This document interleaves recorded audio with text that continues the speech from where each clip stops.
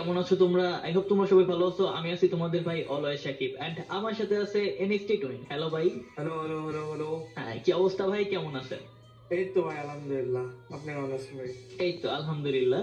এখন কথা হচ্ছে ভাই, আমাদের এই চ্যানেলে আপনাকে নিয়ে আসার কারণ কি আপনি জানেন? অবশ্যই জানি, জেনে শুনে আসছি।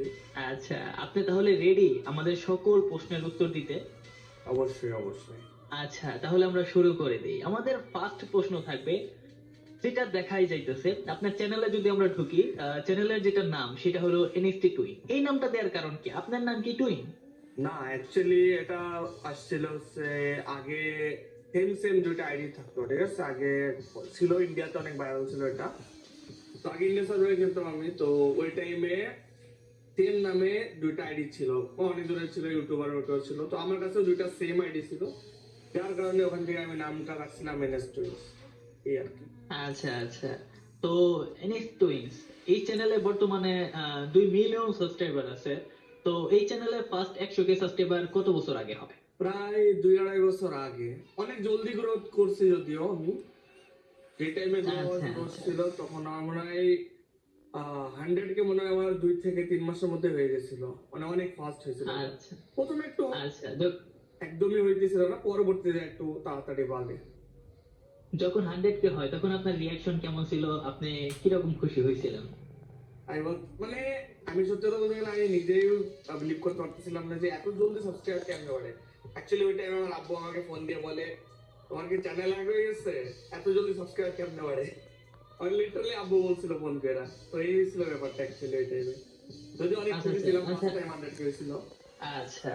তো আমাদের নেক্সট যেটা প্রশ্ন থাকবে সেই প্রশ্নটা আমি করতে চাই আপনাকে।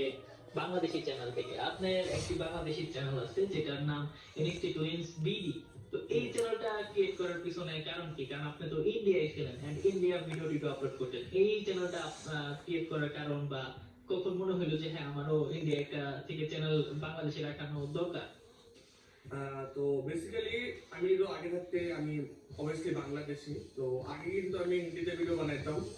তো অনেকে আমার হুম। কিন্তু বাংলাদেশ থেকে দেখে, মানে অনেকে তো জানেও না যে আমি বাংলাদেশি, ঠিক আছে? তো যার কারণে আচ্ছা এই কমেন্ট আমার প্রচুর আসতো যে ভাই আপনি কোন দেশে থাকেন, কোন দেশে থাকেন।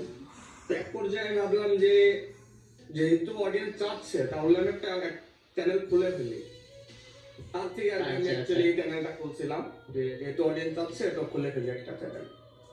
আচ্ছা আচ্ছা আচ্ছা, বুঝতে পারছি। তো এখন আমাদের নেক্সট প্রশ্ন, যেটা আমরা দেখতে পারবো আপনার বাংলাদেশি চ্যানেলে ঢুকলেই সেই জায়গায় আপনার সাথে দুইটা ভিডিও বানানো হয়েছে। রিসেন্ট দুইটা ভিডিও বানাইছে ওমর অন ফায়ার। আপনার সাথে ওমর অন ফায়ারের কি সম্পর্ক? অ্যাকচুয়ালি ওমর ভাইয়ের সাথে আমার সম্পর্কটা এরকম যে হঠাৎ করে একদিন আদিত্য ভাই নামে একটা আছে আমাদের ফ্রেন্ড, তো উনি হঠাৎ করে ওমর ভাইয়ের ডাক দেন। তো এর আগে আমি আপনার সাথে একটা কথা বলার সময় বলছিলাম অ্যাকচুয়ালি, তো ওমর ভাই ওই টাইমে আর কি গেমে ব্যাক করতেছিল।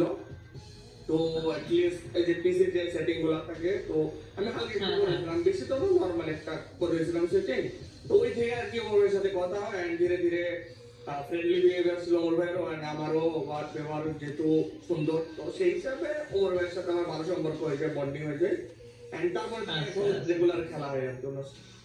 আচ্ছা আচ্ছা। তো আমরা জানতে চাই ওমর ভাইয়ের সাথে একটি সুন্দর মুহূর্তের কথা, মানে একটি ফানি বিষয় আমাদের সাথে শেয়ার করেন ওমর ভাইয়ের সাথে গেম খেলার সময়। ওমর ভাইয়ের সাথে খেলতে গেলে বলতে গেলে অলমোস্ট সবসময়তেই ফানি কোনো না কোনো কিছু ঘটতেই থাকে ওমর ভাইয়ের সাথে, ঠিক আছে? হ্যাঁ, যে কোনো একটা জিনিস আমাদের ছোট করে শেয়ার করেন যে উম, হ্যাঁ ওমর ভাইয়ের সাথে খেলতে গেছি, এই ফানি বিষয়টা হয়েছে। এমন কিছু আপাতত মনে পড়তেছে না, বাট হ্যাঁ হয় অনেক কিছু, মানে ইটস লাইক কি বলবো, হয়ে যায়, বাট এই হিসাবে আমি মনে করে রাখি না যে হ্যাঁ কোন একটা ডিটেল জিনিসটা বলা যায়, এরকম টাইপের কিছু তো আচ্ছা নাই আর কি আচ্ছা actually। আচ্ছা, বুঝতে পারছি। তাহলে আমাদের এটা আপনার অন্তত জানাইতে পারবেন যে আমাদের ওমর অনফায়ার ভাইয়ের সাথে যেহেতু আপনি খেলেন, তো ওমর ভাই কি নতুন হিসেবে পিসিতে তো এর আগেও খেলছে, কিন্তু এখন ইদানিং তার গেম প্লে দেখে কি মনে হয়? সে কি ভালোই খেলে নাকি এভারেজ মোটামুটি, নাকি সে বট কোনটা? আমাদের ওমর অনফায়ার আসলে কি? অ্যাভারেজ, অ্যাভারেজ মানে এমন তো না যে অনেক বেশি টাইম দেয়, যেহেতু একটা স্পেসিফিক টাইম পর্যন্তই খেলে উনি, ঠিক আছে? রাত্রে দিয়ে কিছুক্ষণ খেলে। আচ্ছা তো সেই হিসাবে অ্যাভারেজ, এমন না যে টপ টপ লেভেলের এমন টাইপের, জাস্ট উনি খেলেন এরকম।